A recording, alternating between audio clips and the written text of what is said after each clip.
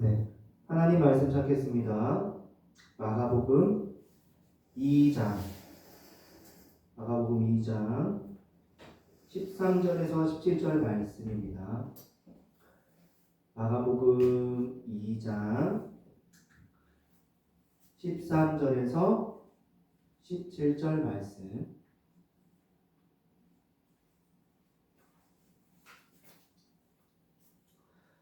제가 대독하겠습니다. 예수께서 다시 바닷가에 나가시매 큰 무리가 나왔거늘 예수께서 그들을 가르치십니다. 또 지나가시다가 알페오의 아들 레위가 세관에 앉아 있는 것을 보시고 그에게 이르시되 나를 따르라 하시니 일어나 따르니라. 그의 집에 앉아 잡수실 때에 많은 세리와 죄인들이 예수께 와 예수와 그의 제자들과 함께 앉았으니 이는 그러한 사람들이 많이 있어서 예수를 따르니라. 바리새인들의 서기관들이 예수께서 죄인 및 세리들과 함께 잡수시는 것을 보고 그의 제자들에게 이르시되 어찌하여 세리 및 죄인들과 함께 먹는가? 예수께서 들으시고 그들에게 이르시되 건강한 자에게는 의사가 쓸데없고 병든 자에게라야 쓸데있느니라. 나는 의인을 부르러 온 것이 아니요 죄인을 부르러 왔노라 하시니라. 네, 오늘 말씀의 제목은 죄 고백하는 자들을 부르시는 예수님. 네, 계속해서 우리 마가복음 말씀을 살펴보고 있습니다. 예수님, 다시 마가복음 1장에 우리가 이제 나누었던 말씀이 어떤 내용인지 살펴보면은 하나님은 예수 그리스도를 통해 이 땅에 이미 임한 하나님 나라가 임하게 하셨다. 그래서 이제 전반부에 그런 이야기를 했죠. 복음이신 예수님, 또 왕이신 예수님, 인류의 대표로 오신 예수님, 종처럼 섬기신 예수님, 또 종들을 부르신 예수님. 이분들 부르셨죠. 또 1장 후반부에서 예수님은 권위 있는 복음의 능력으로 하나님 나라 복된 통치가 임하게 하셨다. 복된 통치에 임한 그래서 이야기 나누었죠. 그래서 죄인들을 자유케 하셨다. 새 생명 주시는 분, 또 하나님 나라의 회복을 드러내시는 분, 또 하나님 나라 사역에 동참케 하시는 분, 다시 거룩한 하나님 나라에 들어가게 하시는 분에 대한 이야기를 나눴습니다. 그리고 이제 지난 시간부터 해서 2장 해가지고 예수님은 죄 사함의 권세가 있으시다라는 부분 이야기 나누었죠. 자, 오늘은 2장 13절부터입니다. 먼저 들어가기에 앞서서 직전 본문의 이야기를 잠깐 이야기하면 중풍병자 사건이었습니다. 온 갈릴리를 다니시면서 예수님은 사역을 하시다가 다시 가버나움에 들어가셨어요. 그러다 이미 예수님의 사역을 경험했던 많은 사람들이 구름대처럼 몰려왔죠. 그러나 예수님은 당황하지 않고 말씀 사역부터 하십니다. 도를 가르치시죠. 그런 가운데 네 사람이 중풍병자를 들것에 들고 실어 왔습니다. 예수님은 그에게 죄 사함을 받았다고 이야기하십니다. 그 모습을 본 서기관은 하나님은 한 분인데 하나님 외에 죄 사할 자가 없는데 예수님이 죄 사함을 선언한다? 이거는 신성모독이다 라고 생각합니다. 이에 예수님은 오해하는 서기관들을 위해 중풍병자의 병을 고쳐주심으로써 자신이 죄 사함의 권세가 있다는 사실을 명명백백하게 밝혀주십니다. 이것을 지켜본 사람들은 다 놀라고 하나님께 영광을 드리죠. 그리고 나서 오늘 본문입니다. 이제 예수님과 제자들에게 또 어떤 일이 일어날까요? 한번 살펴보겠습니다. 마가복음 2장 13절 말씀입니다. 예수께서 다시 바닷가에 나가시매 큰 무리가 나왔거늘 예수께서 그들을 가르치시니라. 예수님은 중풍병자 치병 사건을 통해 자신이 죄 사함의 권세가 있다는 것을 보여주셨습니다. 그리고 미련 없이 가버나움을 떠나세요. 다시 바닷가에 나가셨어요. 네, 우리 예수님 아주 쿨하십니다. 자, 예수님은 예전에도 바닷가에 나가셨지만 나아가셨었죠. 그때 어부가 있었어요. 거기는 어부. 다른 사람은 없었습니다. 한적하죠. 그런데 이제는 상황이 좀 달라졌습니다. 사람들은 예수님을 찾아 바닷가에까지 오는 상황이 되었어요. 굳이 도시 어떤 동네에 들어가지 않아도 사람들이 예수님 앞에 마구마구 그냥 소문만 들리면 예수님이 저기 있으시대 하면 그냥 직접 만나려고 달려오는 거예요. 그런 수준이죠. 마가복음은 반복적으로 예수님의 초기 사역 때 많은 사람이 예수님을 따랐음을 이야기합니다. 마가복음 1장 45절 말씀에 잘 나와 있죠. 앞에 나와 있습니다. 함께 읽어볼까요? 시작. 그러므로 예수께서 다시는 드러나게 동네에 들어가지 못하시고 오직 바깥 한적한 곳에 계셨으나 사방에서 사람들이 그에게로 나아오더라. 아멘. 나왔습니다. 많이. 오늘 본문도 분명 예수님을 찾아 온 사람들이 무리를 이루어서 왔다고 해요. 한 명, 두 명이 아닌 거예요. 가족 단위도 아닌 거예요. 무리. 큰 무리라고 말하고 있어요. 자, 그리고 마가는 예수님께서 어김없이 자신을 찾아온 자들을 가르치셨다고 하고 있습니다. 가버나움에 가셔도 도를 가르치시고 온 갈릴리를 다니셔도 가르치시고 예수님의 사역은 참 한결을 갖죠? 그렇습니다. 말씀 중심의 사역. 그런데 그런 와중 마가는 예수님이 지나가시다가 세리를 만났다고 합니다. 세관이 지나가시는데 거기서 세리를 본 거예요. 마가복음 2장 14절 말씀입니다. 또 지나가시다가 알페오의 아들 레위가 세관에 앉아 있는 것을 보시고 그에게 이르시되 나를 따르라 하시니 일어나 따르니라. 세리 어떤 사람일까요? 시민들이 나라에 내야 할 세금을 국가 대신 징수해서 전달하는 일을 합니다. 어떻게 보면 좀 괜찮죠? 그럴싸합니다. 나라에 세금 내는 거 당연한 일 아닌가요? 그 일을 맡아서 하니까 좋아 보이죠? 나라에 세금을 내야 공무원들 월급도 주고 군인들이 열심히 적들로부터도 나라를 지키고 돈이 있어야 뭘 하잖아요. 세리는 그래서 좋은 직업 같아요. 그런데 당시 유대인들에게 있어서 이 세리의 의미는 좀 다릅니다. 달라요.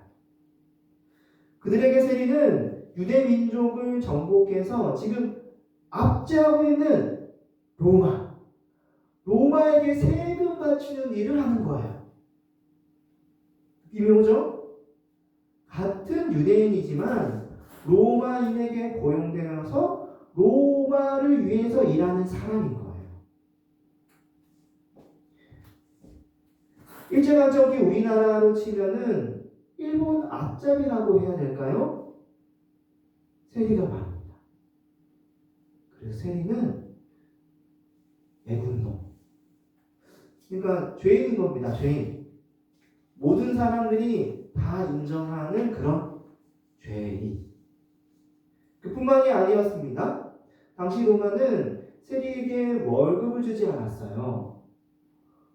그리고는 시민들에게 세금을 거두면서 거기서 알아서 때가 이것을 이용해서 이 자기 민족 유대인들에게 정당하지 않게 좀 과하게 세금을 매기곤 했습니다. 이거 나쁜 일이죠. 상황이 이러다 보니 사람들에게 세리는 죄인의 대명사예요. 유대인 누구나 세리를 보면 그 죄인 이랬습니다. 그러다 보니까 죄인이다 보니까 좀 꺼려지게 되고 좀 친하게 지내기도 좀 그렇고 밥 같이 먹는 것은 더 힘들죠. 그런데 놀라운 것은 예수님께서 길을 가시다가 세간에 앉아있는 세리를 보고 레위를 보고 그에게 나를 따르라 라고 이야기하신 거예요. 느낌이 오죠? 세관 즉 세금을 거두는 장소에서 버젓이 세리 일을 하는 유대인들에게 세금을 거두는 명백한 죄인 세리였던 거였어요. 그런데 부르신다? 사람들이 쉬쉬하면 어휴 재수없어 옛다 세금 기분 나쁘다고 하면서 멀리할 수 있는 죄인이었습니다. 그런 레위에게 오라 따르라.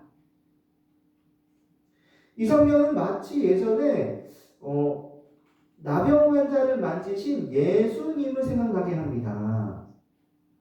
나병 환자도 모두에게 꺼려지는 존재였어요. 부정 환자 만지면 나도 부정해지는 거예요. 그래서 혹시 병이라도 올까 부정해질까봐 멀리 공동체에서 멀리 이렇게 따로 살게 했단 말이죠. 쫓아냈어요. 공동체에서. 그런데 예수님은 그런 나병 환자를 만지시면서 고치셨어요. 부정이 전염될 수 있다는 것을 전혀 개의치 않으셨어요. 그 결과 부정이 전염되기는커녕 정결해졌죠. 나병 환자는 정결케 되어서 다시 공동체로 들어올 수 있게 되었습니다. 하지만 자 생각해 봅시다. 나병 환자는 그래도 병자잖아요. 아프잖아요. 그러니까 좀 불쌍하고 좀 그럴 수 있는 거예요. 아유 병자에게 참 불쌍한 분이다 보니 그랬구나. 공동체에서 쫓겨나 부정하다고 외치며 외롭게 죽음만 기다리던 그런 부정한 자 아니었습니까? 얼마나 불쌍해요. 자, 그런데 세례는 좀 달라요. 자기가 그 일을 하고 싶어서 하는 거라니까요. 어떤 불쌍히 여길 만한 그런 부분이 없는 명백한 죄인이에요. 로마를 위해서 일하고 있는 매국노 죄인이니까요. 일반적인 유대인이라면은 당연히 그렇게 생각할 수 있는 거예요. 어떻게 저런 죄인을 부르실 수 있지? 예수님 지금 무슨 일이지? 뭐지? 예수님은 지금 공감 능력이 없으신 건가? 현재 예수님은 너무 사역 잘하고 계세요. 많은 사람들이 예수님을 따릅니다. 잘한다고 칭찬 일색인 거예요. 소문이 파다하게 퍼졌어요. 아이고 예수님에게 가면은 병이 치료되고 아이고 죄도 사함받고 기적이 일어난대. 가보자. 소문이 나고 그냥 알아서 일이 막 잘 되고 있어요. 사람들이 모여듭니다. 그런데 예수님이 이런 좋은 시국에 왜 하필 명백한 죄인들을 구원하시고자 부르셨는가? 이 질문을 빨리 해결할 수도 있지만 일단 오늘 본문이 좀 더 이야기하고 있어요. 덜 끝났다 보니까 좀 더 본문을 살펴보도록 하겠습니다. 자, 계속해서 예수님의 부르심을 들은 레위의 반응은 어땠을까요? 레위의 반.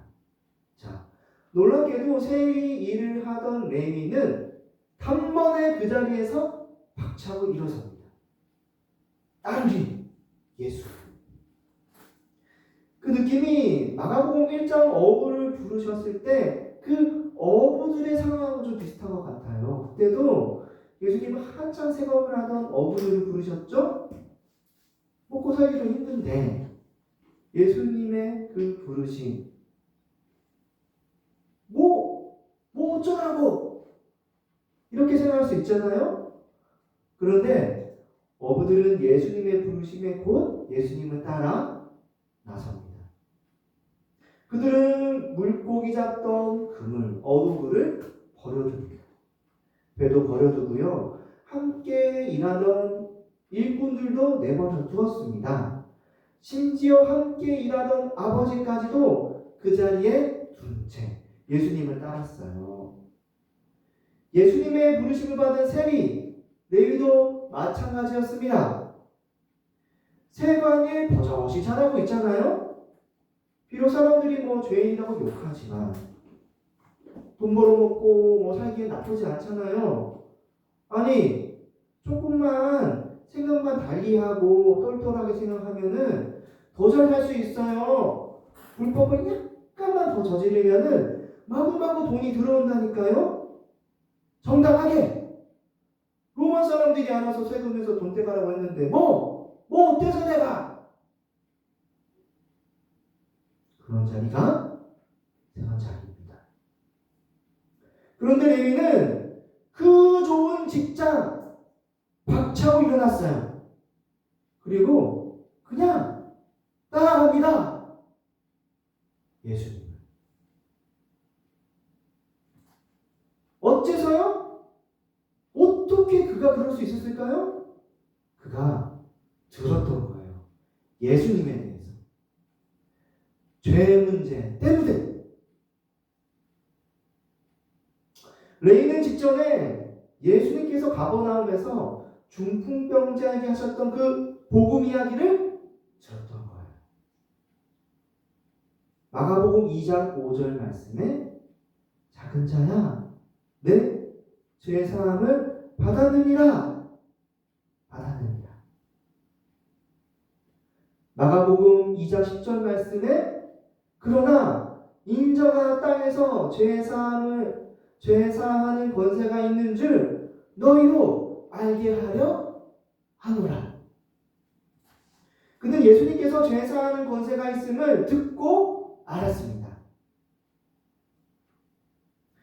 예수님의 하나님 나라 사역은 죄인을 멸망시키려는 사역이 아니라 죄인의 죄를 사하여 그들도 하나님의 나라로 들어가게 하는 사역이다. 어떠한 큰 죄인일지라도 그는 깨달았던 거예요. 그는 자신이 명백한 죄인인 것을 알고 있었어요. 모를 수 없죠. 맨날 용어도 먹는데. 세상 어떤 것으로도 해결할 수 없는 자신의 죄를 해결할 수 없음을 그는 알았습니다. 근데 죄 사하는 권세가 있다는 예수님이 자기 앞에 나타난 거예요. 그 못된 소식을 들은 죄인 세리가 예수님을 만났다? 그래서 그 예수님을 따랐던 거예요. 어떻게 안 따를 수 있을까요? 이 큰 내 죄를 예수님이 사해 주시기 위해서 나를 따르라고 부르시네? 그래, 가자. 일단 따라가 보자. 그래서 레위의 일어섬은 그냥 의미 없는 그런 일어섬이 아니었습니다. 죄의 자리에서 일어서는 거예요. 더 이상 다른 사람 등쳐먹으며 살아갈 수 없다는 몸부림입니다.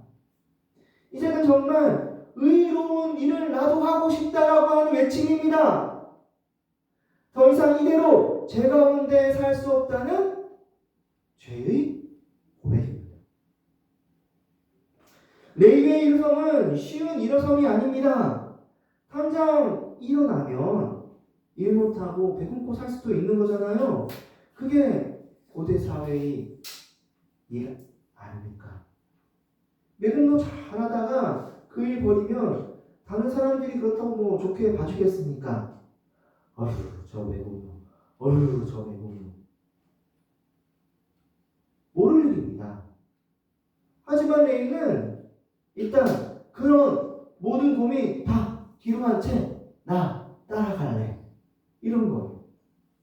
날 부르시는 예수님, 지금이 마지막 기회야. 그랬을지도 모르겠습니다. 그래서 레위의 일어섬은 죄의 고백과 가깝습니다.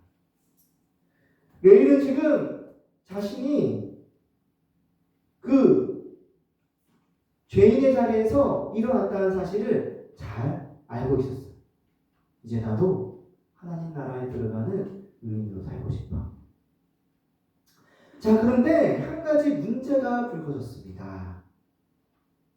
그것은 레위가 예수님과 제자들을 자기 집에 초대해 식사하는 일 때문에 불거졌어요. 자, 볼까요? 마가복음 2장 15절입니다. 제가 읽어보겠습니다. 그의 집에 앉아 잡수실 때 많은 세리와 죄인들이 예수와 그의 제자들과 함께 앉았으니 이는 그러한 사람들이 많이 있어서 예수님은 따르리로라. 자, 예수님과 제자들이 레위의 집에서 식사하러 갔을 때 거기는 레위만 있었다? 아니에요. 세리를 비롯한 또 다른 죄인들이 그득하게 있었습니다. 즉, 그 집에 죄인이 한가득인 거예요. 죄인들이 잔치를 베풀었고 예수님과 제자들이 초대되어서 함께 먹고 마신 거예요. 이게 잘 이해되셔야 됩니다. 예수님이 지금 당시 사람들이 죄인이라고 여기며 거부하고 멀리하는 사람 한 사람과 그냥 조용히 식사한 게 아니고 왁자지껄하게 다 함께 모여서 다 보라고 식사하신 거예요. 그들은 율법에 따라 의롭게 살던 유대인들에게 배척받아 마땅한 사람들이었습니다. 많이 모여 있었고 함께 식사한 거예요. 당연히 일반인들은 그 잔치가 꺼려지죠. 아이고, 죄인들이 잔치 한번 크게 걸렸네. 아이고. 어떻게 예수님이 거기서 식사할 수 있죠? 당시 유대인들이 그 예수님 이해할 수 있었을까요?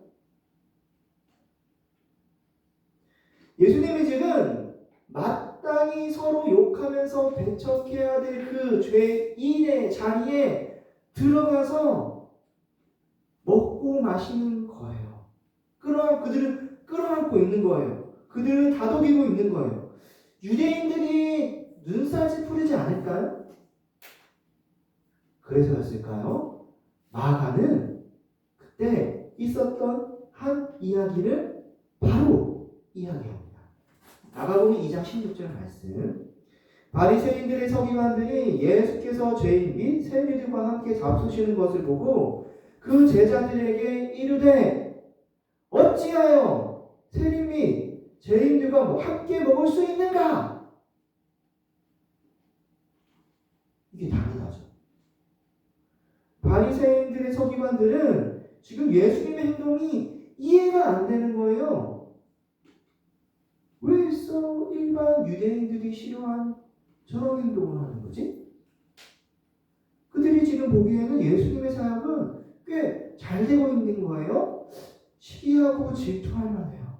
뭔가 찌르고 싶어. 지금 하나 잡은 거. 예수님의 인기가 하늘을 찌르고 있습니다. 그들도 예수님을 한번 인정해 볼 만도 해요. 이제 이 흐름만 타면은 일반 유대인들이 예수님의 사역에 다 이제 몰려다니면서 걷잡을 수 없이 그 파도의 물결이 유대 사회에 덮칠 수 있었어요. 더 빨리 전파될 수 있었어요. 당연한 거 아닌가요? 유대인들이 주류죠. 일반 유대인들. 그들과 관계 잘 지내면서 살아가면 되는 거예요? 그들은 율법도 잘 지키고 의로워 보이고 그러면 더 잘 사람들이 많으니까 전파되고. 자, 그들은 다수고요. 세리와 죄인들은 명백한 그들은 소수예요. 일반 유대인들이 더 힘있고 세리와 죄인들은 배척받는 존재들입니다. 그런데 유대인들은 지금 예수님이 이상하게 행동하고 있는 거예요. 세계로 빠지고 있는 거죠? 뭐지? 왜 그랬을까요? 어찌 세리이 죄인들과 함께 먹을 수 있는가? 예수님의 이상한 행동을 분명하게 알려주는 말입니다. 너희 선생은 왜 그러냐? 왜 죄인들과 함께 먹냐? 제자들에게 그렇게 지금 이야기하고 있는 거예요. 자, 그런데 한편 그런 생각을 할 수 있습니다. 죄인들과 식사 한번 하고 뭐 그런 거 비난하는 거 너무 심한 거 아닌가? 맞아요. 식사 한번 한 것뿐인데 예수님은 너무 비난한 거 아닌가? 한 번 하고 안 할 수 있잖아요. 그래서 예수님이 죄인들과 식사하는 것이 바리새인들 그런 서기관들이 비판 왜 하는지 유대인의 문화를 이해할 필요가 있습니다. 자, 유대인의 문화에서 식사 교제는 아무나 하는 게 아니에요. 정말 깊은 교제. 가까운 사람들과 하는 자리가 식사 자리인 거예요. 그러니까 찐친을 초대하고 그렇게 하는 거예요. 다르게 말하면 지금 예수님이 죄인들과 식사한다는 것은 죄인들, 그런 세리들을 찐친이라고 인정하는 꼴인 거예요. 이게 이해가 되냐는 거죠. 그런 유대인들의 문화로 봤을 때 외국노들과 친하게 지냈나? 자, 그런데 이때 예수께서 이 이야기를 들으셨습니다. 네. 서기관들에게 뼈 때리는 이야기를 이제 합니다. 마가복음 2장 17절 말씀. 예수께서 들으시고 그들에게 이르시되 건강한 자에게는 의사가 쓸데없고 병든 자에게라야 쓸데있느니라. 나는 의인을 부르러 온 것이 아니요 죄인을 부르러 왔노라 하시니라. 예수님은 자신이 이 땅에 온 것은 건강한 자, 의인을 위해서 온 것이 아니라고 합니다. 이상하죠? 예수님은 사람들을 하나님 나라로 인도하시는 분이신 거예요. 이 땅에 그 의를 위해서 오셨죠? 자, 의인들을 불러서 지금 버젓이 의인처럼 잘 살고 있는 사람 불러서 그렇게 하면 너무 좋잖아요. 하나님 나라는 의인만 들어가잖아요. 그러니까 예수님은 당연히 하나님 나라에 들어갈 수 있는 의인들을 위해서 이 땅에 오신 거예요. 그런데 예수님은 그런 의인을 위해 이 땅에 오신 것이 아니라고 말하니까 이게 좀 이상한 거죠. 의인들에게 잘 그렇게 복음 전하면 좋은데 그냥 죄인들을 위해서 왔다고 말을 하고, 자, 오히려 예수님은 이렇게 말하는 거예요. 자신이 이 땅에 온 것은 병든 자, 죄인들을 위해서 왔다. 죄인들은 하나님 나라에 들어갈 수 없습니다. 그들이 갈 곳은 멸망, 지옥인 거예요. 손가락질 받고 명백한 죄인들, 그렇잖아요? 자, 그런 죄인을 위해서 왔다는 예수님. 그런데 여기서 말하는 건강한 자, 의인은 한번 생각해 봐야 됩니다. 모두 자칭 건강한 자, 자칭 의인을 의미합니다. 스스로 건강하다고 의인이라고 생각하는 사람들을 위해 예수님은 이 땅에 오신 것이 아니라는 거예요. 그들에게는 예수님이 필요 없습니다. 왜냐하면 자기가 의롭고 자기가 괜찮으니까 자기는 이미 하나님 나라 들어갈 사람이고 예수님은 그런 분을 오실 분이니까 나하고 좀 비슷한 예수님 같이 하면 더 좋겠는걸? 친하게 지내면 좋겠는걸? 그뿐인 거예요. 자, 여기에 속한 사람이 바로 서기관입니다. 그들은 자칭 의인입니다. 그들은 율법 잘 지키고 있고요. 그들 나름의 하나님의 뜻에 순종하며 살아가고 있어요. 일반 유대인들도 그런 서기관들의 그런 가르침, 율법 교사, 라피들의 가르침에 따라서 그렇게 율법을 잘 따라가고 있으니까 그들은 스스로를 의인으로 생각합니다. 그런데 예수님은 그렇지 않다고 말합니다. 그런 자들이 아니라 진정 자기를 죄인으로 인식하는 그 사람들을 위해서 내가 왔다. 서기관들은 예수님에게 그렇게 생각했습니다. 신성 모독하는 자. 예수님에 대해서 이상하게 생각하고 그러다 보니까 그 예수님의 그런 어떤 사역들도 이상하게 바라고 이제 꼬투리를 잡았고 그래서 예수님에게 지금 나 의인인데 당신 좀 뭔가 부족해. 오늘 이 말씀을 통해서 지적하고 있는 거예요. 예수님도 의인, 같은 의인. 예수님 저거 왜 저러지? 이상한데? 그들은 지금 의인으로서 예수님을 바라보고 있어요. 근데 예수님은 그렇게 생각하면 안 된다는 거예요. 예수님은 죄인을 위해서 오셨다. 서기관들아, 너희가 지금 어떤 상태에 있는 것을 너희들이 알아야 해. 그렇게 말씀하시는 걸로도 볼 수 있어요. 하나님이 너희를 어떻게 생각하실까? 하나님은 당연히 그들을 죄인으로 보죠. 하나님이 보내신 어린 양, 구원자, 하나님 나라를 선포하고 하나님 나라로 인도하는 자를 죄사함의 권세가 있는 예수님을 그들이 지금 의심하고 있으니까 예수님을 안 믿고 있고 신성보독한다고 지적하고 있으니까요. 하나님 앞에서 그들은 예수님 없는 죄인들입니다. 어떻게 그들 나름대로는 율법을 행할지 모르겠어요. 난 율법을 했어. 난 하나님 말씀 알아. 나는 그래도 내 나름대로 하나님은 잘 모르지만은 제법 착하게 살아가고 있어. 나는 이런 일도 했고 저런 일도 했고 아니 내가 이런 착한 일을 했는데 하나님이 어떤 분이라고 난 뭐라 하겠어. 자, 그런데 갈라디아서 3장 10절 말씀에서는 이렇게 죄인에 대해서 이야기를 합니다. 갈라디아서 3장 10절 말씀 앞에 나와 있습니다. 함께 읽겠습니다. 시작. 무릇 율법 행위에 속한 자들은 저주 아래에 있나니 기록된 바 누구든지 율법 책에 기록된 대로 모든 일을 항상 행하지 아니하는 자는 저주 아래에 있는 자라 하였으리라. 아멘. 어떻다고요? 모든 일을 항상 행하지 아니하는 자는 다 죄인인 거예요.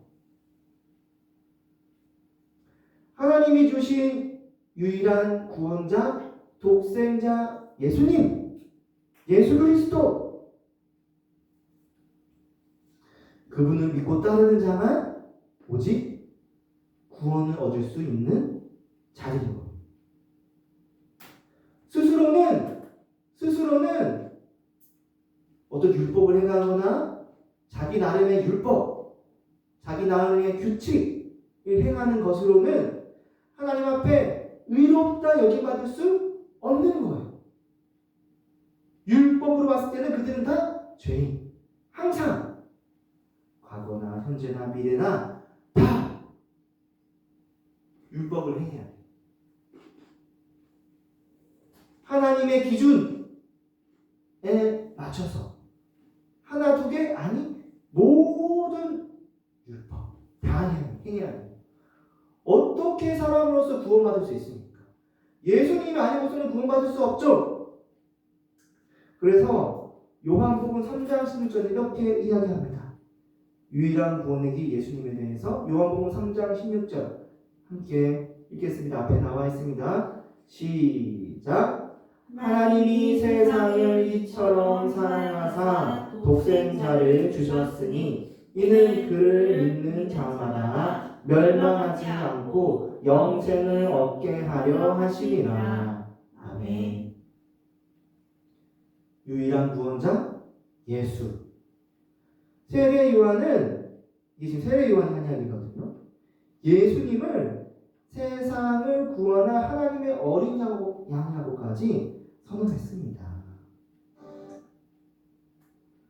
그런데 지금 그런 예수님을 거부하는 자들이 있다?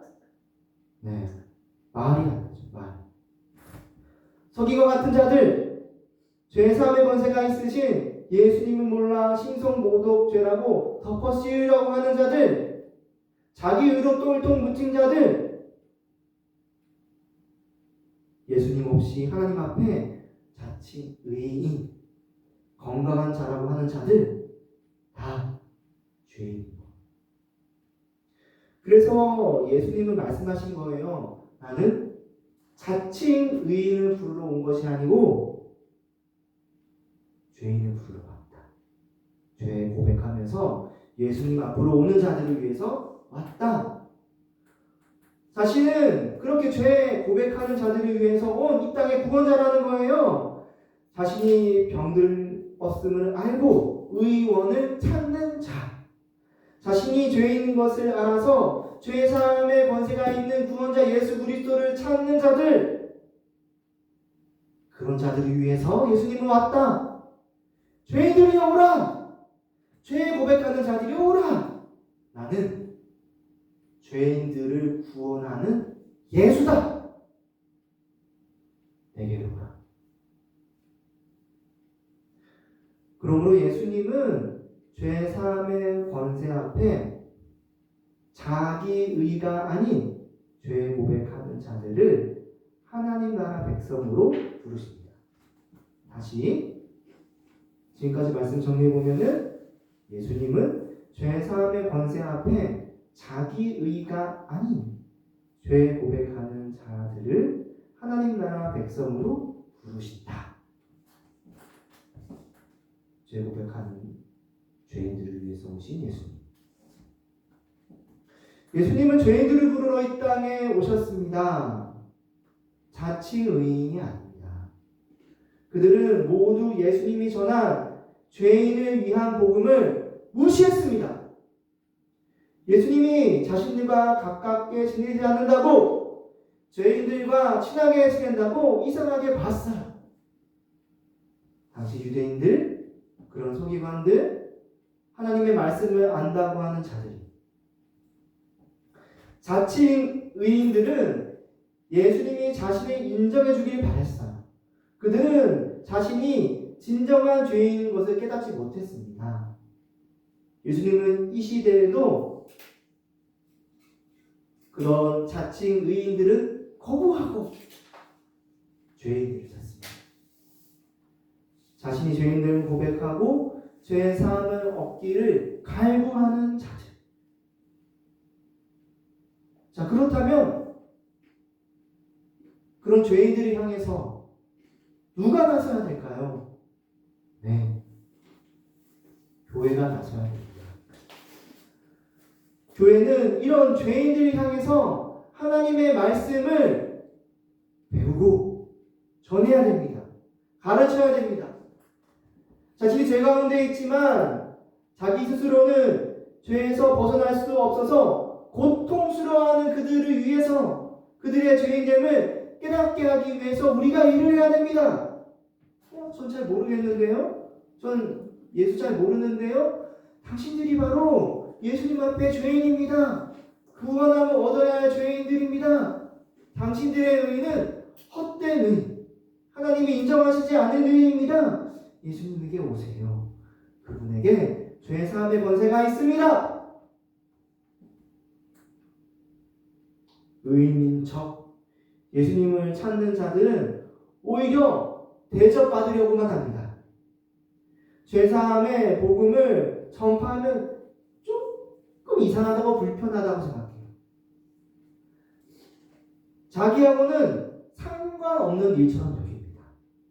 교회에 예배당에 왔음에도 예수님에게서 오는 어떤 복, 어떤 평안, 그 어떤 영적인 것, 영적인 지식, 그런 것들을 오히려 더 갈구합니다.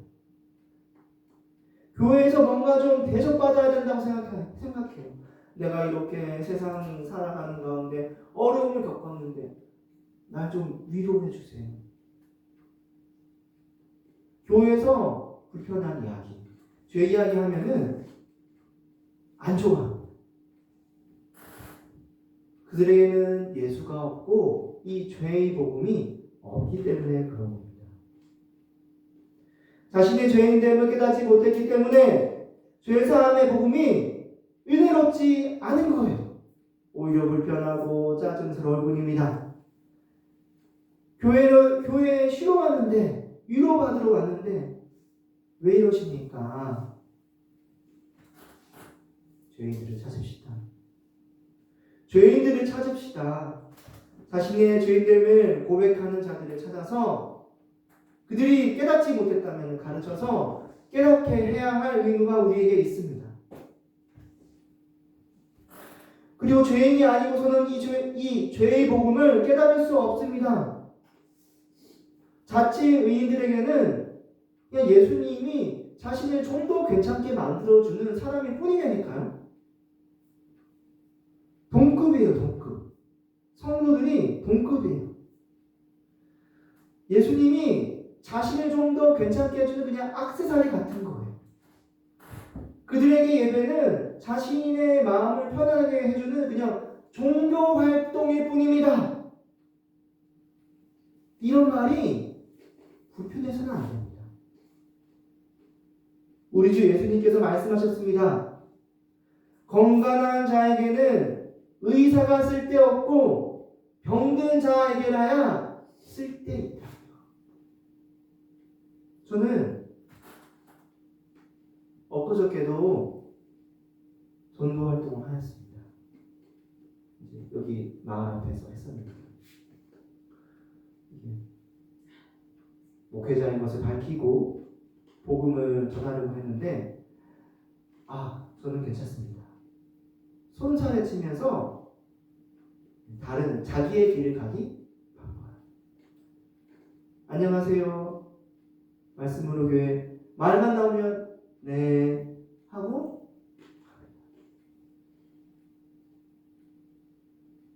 본인 스스로 의로운 거, 괜찮다고 생각하는 거. 하지만 여기에 지치면 되겠습니까? 아니죠. 다시 찾고 그 자신의 부족함, 그 공허함, 이 땅의 무가치함, 그 가운데에서 그 마음속 가운데에서 어딘가 자신을 지적하는 그 죄에 괴로워하는 그 자들, 주님 앞에 나오려고 하는 그 사람을, 그 한 명을 찾아야 돼요. 그 자에게 구원함이 있습니다. 하나님께 그 죄의 고백을 하면서 예배 드리려고 하고 한 자, 그 자를 찾아서 복음을 전합시다. 이제 우리가 행동해야 될 차례입니다. 이제 위에 십자가에서 죽으신 그 예수님을 위해 죄인들을 찾읍시다. 들기 있는 죄인들. 세상 사람들이 이것을 무시한다 할지라도 우리는 경건하게, 의롭게 그들의 눈높이에 맞춰서 이 복음, 죄의 복음을 전합시다. 이제 말씀을 맺겠습니다. 오늘 한 가지 이야기를 하였습니다. 예수님은 죄 사함의 권세 앞에 자기 의가 아닌 죄 고백하는 자들을 하나님 나라 백성으로 부르신다.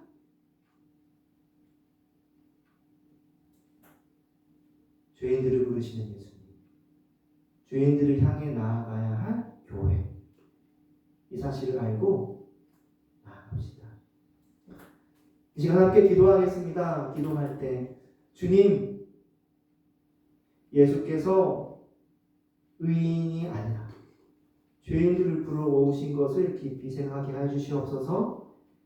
이 땅 가운데 자칭 의인이 아니라 죄 고백하며 이 구원자 예수 그리스도를 찾는 자들을 열심히 찾는 우리 말씀으로 교회되게 하여 주시옵소서. 이 죄의 복음을 잘 배워서 주를 위해서 살아가는 그런 하나님 나라 백성들 되게 하여 주시옵소서. 복음을 배워서 이 죄의 복음을 힘껏 전파하는 우리 말씀으로 교회 한 명 한 명 되게 해 주시옵소서. 함께 주여 한번 외치며 기도하겠습니다.